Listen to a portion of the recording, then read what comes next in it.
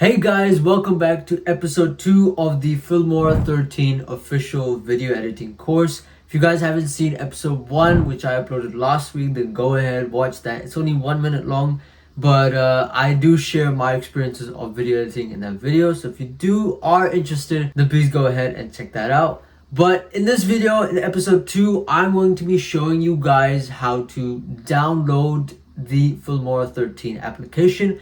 As well as that, I'll be showing you guys the whole interface of Filmora 13. So you don't have to worry, because whenever you start video editing, of course, every single feature, every single element in that video editing software will look a bit daunting at first. But you don't have to worry. I'm going to explain every single thing, every single aspect of this video editing software. So without further ado, let's get straight into it. Onto my screen. So on my screen, you can see here that I'm on the Wondershare Filmora website. And what I want you to do is that it's very simple. It's very easy to download the software. You're going to come here to Wondershare Filmora.com. And you're just going to click on this blue icon called download. Now, of course, Filmora 13 is a free software, but in the free version, you are going to get watermarks in your video once you export it. So if you don't want watermarks, then you will have to go for the paid version. There is a yearly and monthly fee for that.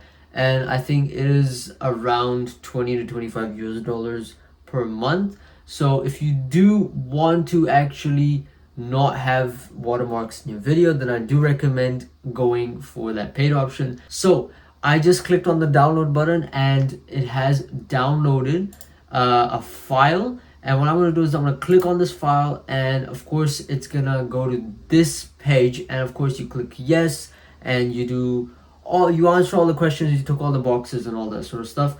I have Filmora downloaded on my laptop, so I'm not going to go through this step. And what I'm going to do is I'm going to open Filmora. Now, once you've finished your downloading process of Filmora 13, you're going to open the software, and it's going to show you a page where it's going to say in, I think, a very turquoise color, new project. And then you're going to have nothing below, because you're not going to have made any projects. So what I want you to do is click on new project. And if you look at my screen right here, it's going to take you to this interface. Now, this is what every single time you're going to see whenever you open Filmora 13. Now, I'm going to take you through the, first of all, the 3 main parts of every video editing software. Where you see my mouse cursor, this is where you will import your files, your video files, audio files, image files, any single file that you think you're going to use in your video. Then you're gonna import it here, and you can easily drag and drop into this area. And now this area down here is the timeline. This is where whatever element or transition, title, audio you're gonna put into your final video, you're gonna put it and place it down here at the bottom. Now, depending on your layout, it might look a bit different, because I have the timeline layout, meaning that it's going to show majority of my timeline. So depending on your layout, you might have default or you might have classic. Now over here, you're going to have the actual video being edited. So whatever element you put in your video, you can visually see it in this screen right here where my mouse cursor is. So if I just use a stock footage, whatever. Okay, so this is just a stock video that I've put on the timeline.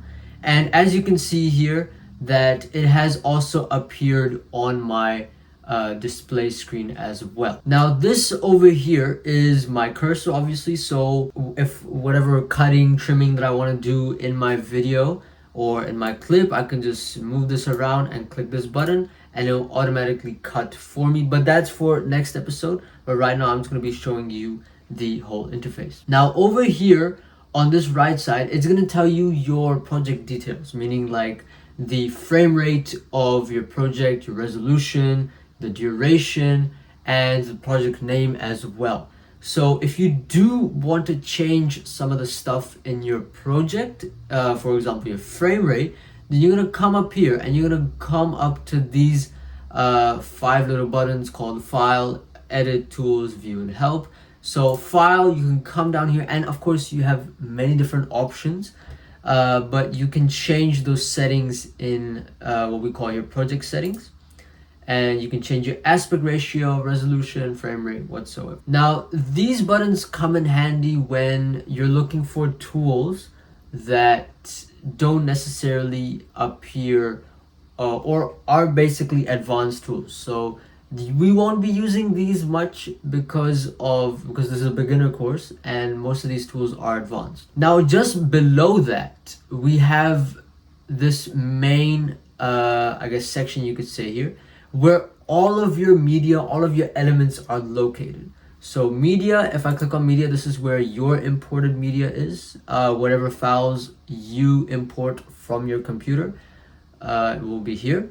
Stock media is whatever media, stock video, stock image that Filmora supplies to you, depending on whether you have the free or the paid version. Audio, of course, this is where you have music, sound effects, anything that you want audio based, everything is here.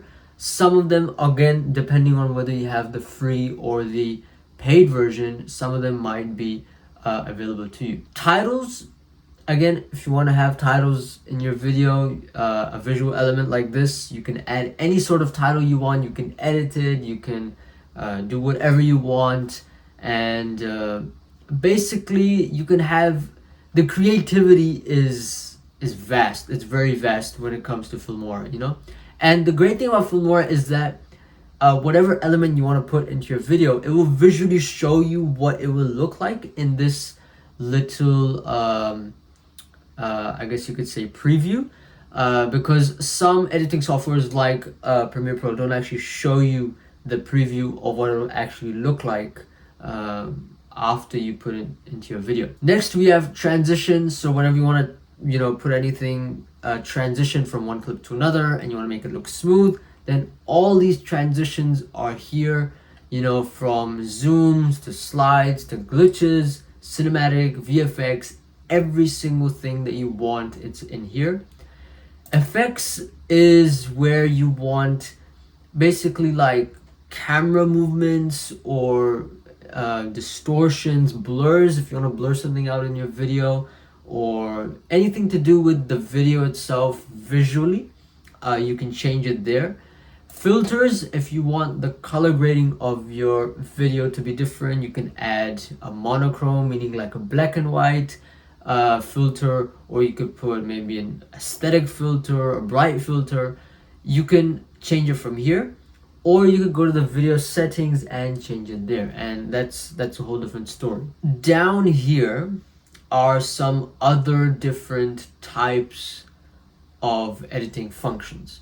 So these, of course, some of them you can see are enabled, some of them aren't, and some of them actually are just easy shortcuts to what is up here. So if I click on the video that I have in my timeline, you can see that some of these actually light up, and these only light up once you actually select the clip. So whatever editing you want to do on a certain clip, you can easily choose that from down here. So for example, if I want to, you know, split, like I said, you know, if you want to cut, you can cut from here or you can cut from here. If you want to crop an image, you can click on the clip, press this and crop. Titles, again, same thing. Speed, you can adjust the speed of your clip from here. Color gradient, like I said, you can either adjust it from here or you can adjust it from the filters button up here. Duration, now duration is similar to speed, but duration is when you want to change the starting and ending of your clip. Speed is just basically how fast you want a clip to go. Now let's move across. So let's move to this side of the video editing software, and we can see here that there are some things that, some functions that help the video editor, I guess, be more efficient in their video editing. Like, let's say adding a marker, which is this icon right here. So whenever I want to specify a certain part of a clip that I want to cut out, or I want to do a certain edit over there, I can put a marker, and as you can see, there is a now marker on my clip. So, and I could add another marker here, and I'm like, oh, I want to do something in this area, so I can put markers there. I can then cut the clip and then make sure my edits are finely tuned. Voiceovers, you can actually record voiceovers and also record your screen through Filmora, so you don't need to actually download any other software to record your screen or record voiceover. And I have tested this feature. This is a very, very good feature, and I'm very proud of Filmora for actually making a feature like this. And this control here, these two controls, so this is zoom to fit timeline, meaning that if you have a very long video and you want every single element to be just fit on your screen, on your timeline section, then you just click this button and it will fit every single thing on your timeline. And this toggle right here will help you increase or decrease the size of your timeline. So if you want to zoom in on a particular clip and you want to do some fine editing, then you can definitely do that. Or if you want to zoom out, see how your video is, podcast is, whatever it is, then you can also do that. Now if I go to the timeline, now I'm going to talk about the timeline, and there's not much to it besides that there are these controls over here. So timelines work in a way that whatever clip you stack over another, the clip that's at the top will be shown in the video rather than the bottom clip. I'll show you right now. So let's say I have this clip right here and I put let's say this clip on top of it. So the clip that I have on the top will be shown and the bottom one is just hidden. So you could basically say it's a shadowing it basically. And these little I guess you could say placements are where you can put different types of video clips. So if you want, let's say, these two clips to be side by side, you can put them on the same section. And this is video number 1, meaning that clip number 1 section, clip number 2 section, clip 3 section, and you can add more video tracks. So you can have more video clips on top of each other. And this helps when you're doing especially heavy editing like montages or any sort of editing that requires you to have multiple clips stacked on top of each other, multiple elements stacked on top of each other.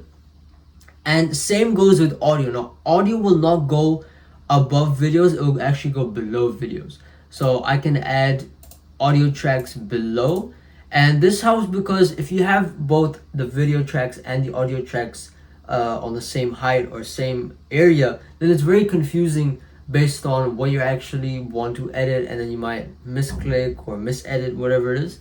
So that's why they have the video tracks on the top and the audio tracks at the bottom, so it's much more easier to edit. But for now, that is it. I hope I haven't troubled you guys too much, but there is a lot of stuff that goes into video editing, and of course a whole lot of functions that are available for you.